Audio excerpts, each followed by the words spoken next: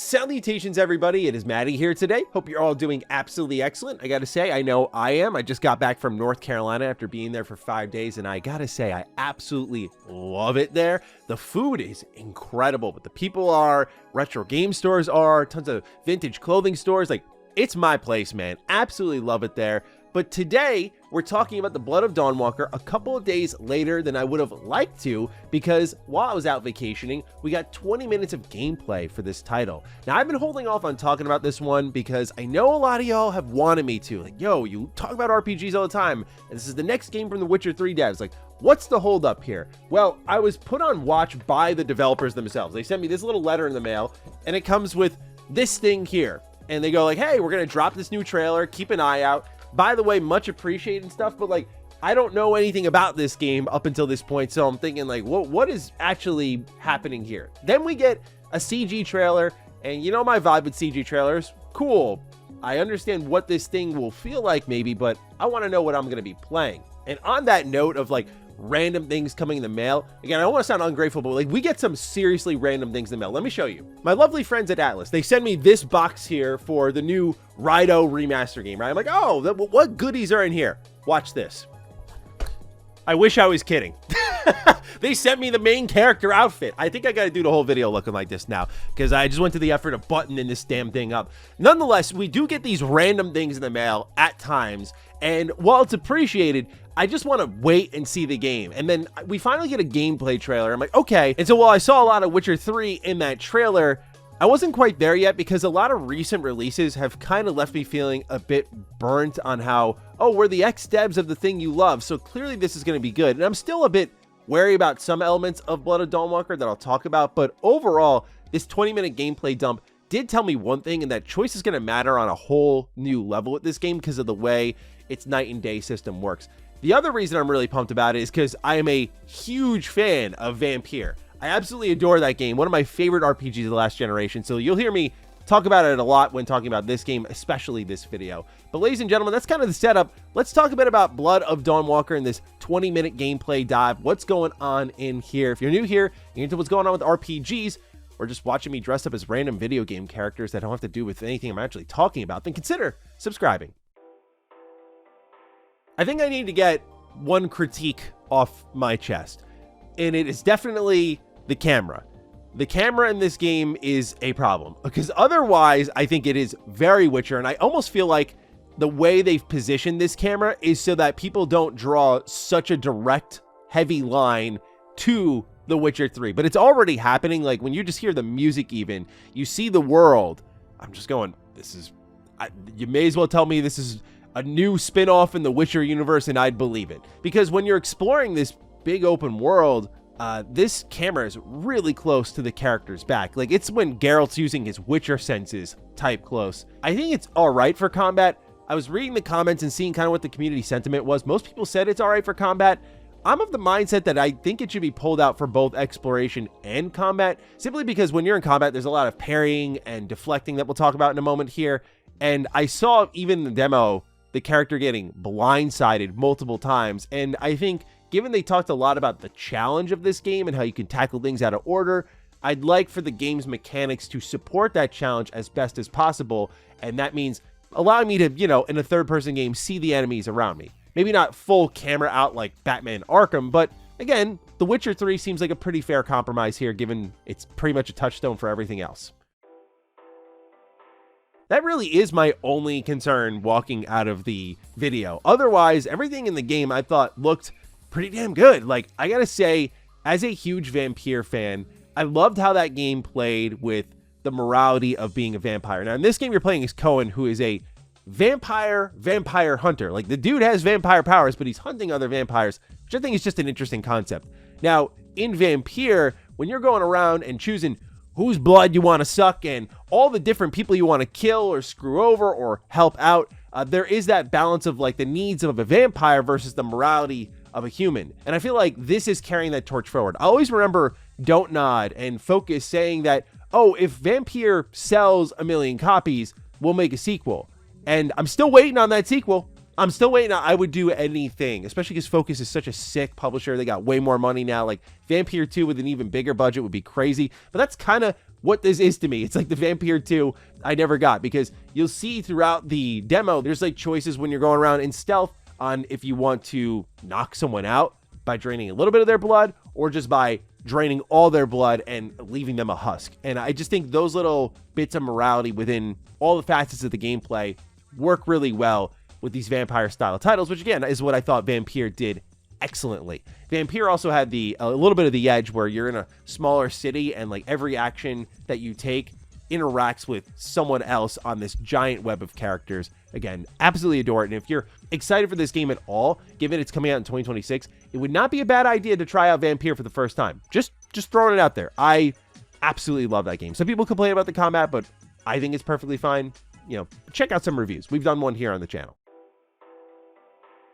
Probably my favorite thing, though, is what they started to show with the difference in questing. And really just a huge compliment to this developer here, Rebel Wolves, in that they're showing and not telling finally. I feel like they were a little bit cagey and just saying, we're the Witcher 3 devs, here's a trailer. It's like, okay, cool. But now we get a real good idea of like how leaning into these vampire mechanics is really aiding the questing and being unique. So it's not just what they talked about in many RPGs of choice and consequence, right place, right time, you know, where you're helping certain characters and that's going to affect future quest lines, or you're hurting certain characters and that's going to affect future quest lines. That's cool, and I love that in pretty much any game.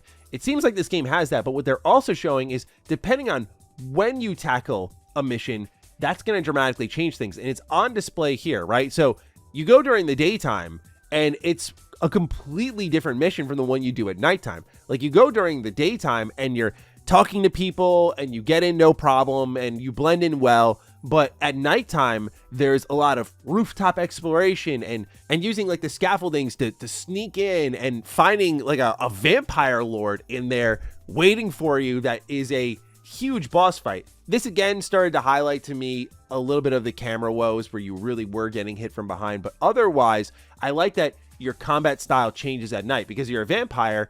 You put the sword away, you're fighting with your vampire claws and using vampire abilities. Also, those abilities are really sick, like just really thoughtful. For example, like boiling your enemy's blood. I think that's just a crazy, sick, and twisted idea.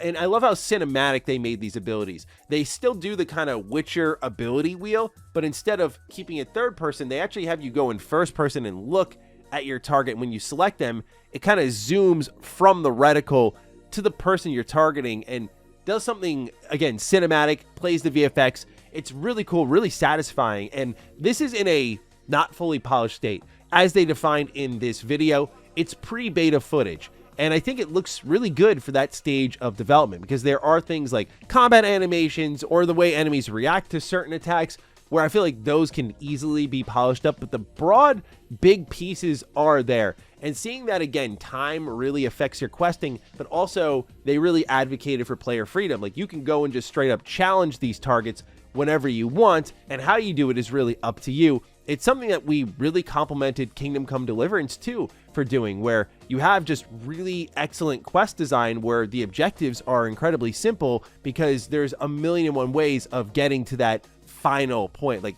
I always use the castle example. You enter the castle, but there's like 18 ways into the castle, and the game just allows you to do that. This game seems to allow a lot of freedom of exploration where it's not just what's on the ground, but you see your character walking up walls, teleporting across rooftops, teleporting across scaffoldings.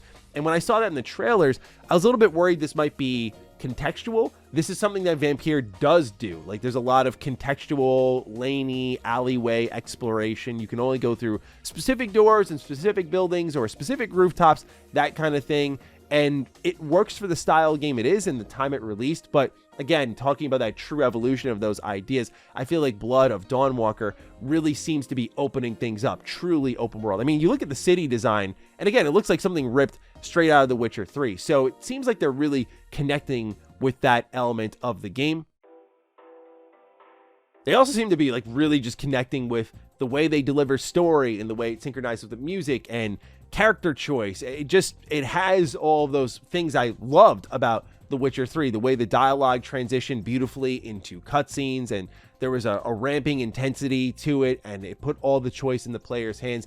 It has me really excited. I think perhaps one of the strangest things about this game is that Bandai is behind it. Not because Bandai is a stranger to like really great games. You know, they published Elden Ring, for example, but it's more so just that this does not seem like the type of game they get in bed with, right? They have more of a Japanese focus, and I think them getting behind this does say something about what they feel they see in this game. Granted, it's from a business angle, like they're investing in it, but they're probably expecting it to be really big. I mean, it's a rare opportunity to be able to say, oh, we're going to publish the next game from the actual Witcher 3 developers, like the director even of that game. I think that's really exciting. And Cohen, the main character, is kind of giving me all of these, like, I just looked at my camera and I just realized I'm still doing this video with this ridiculous outfit on. I'm trying to take myself seriously, like as if I'm just like this. Yeah, this is some real thoughtful analysis we're getting here. Anyway, Cohen is a Dawnwalker. He's the main character of the game, and I'm just getting that Geralt energy from him, right? Like he's got a lot of mystery, a lot of history to him,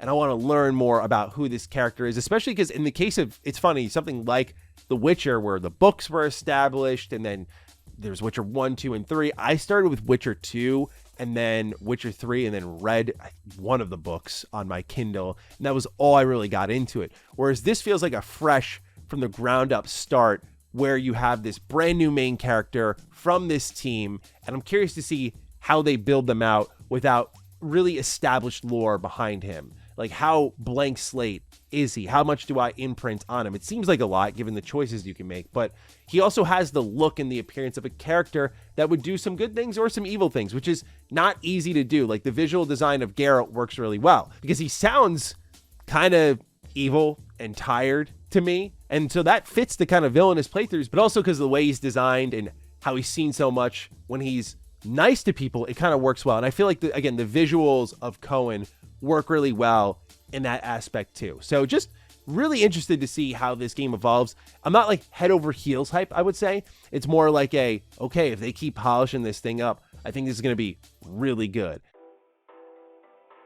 And obviously with, you know, the Vampire Masquerade Bloodlines 2 just being in this very chaotic state, no vampire on the horizon, like it's a great time to be dropping a vampire RPG because it feels like we've been, well, again, pardon the pun, that's to this video, but starved. We've been starved out on these types of games. So I'm very much looking forward to this one and seeing how they evolve the vampire RPG genre. But otherwise, I am looking forward to hearing your thoughts down below. Not just on the game, but my outfit. You let me know what you're thinking. Other than that, ladies and gentlemen, thanks for tuning in, and I'll catch you in the next one. Stay sexy, stay active. I love you all.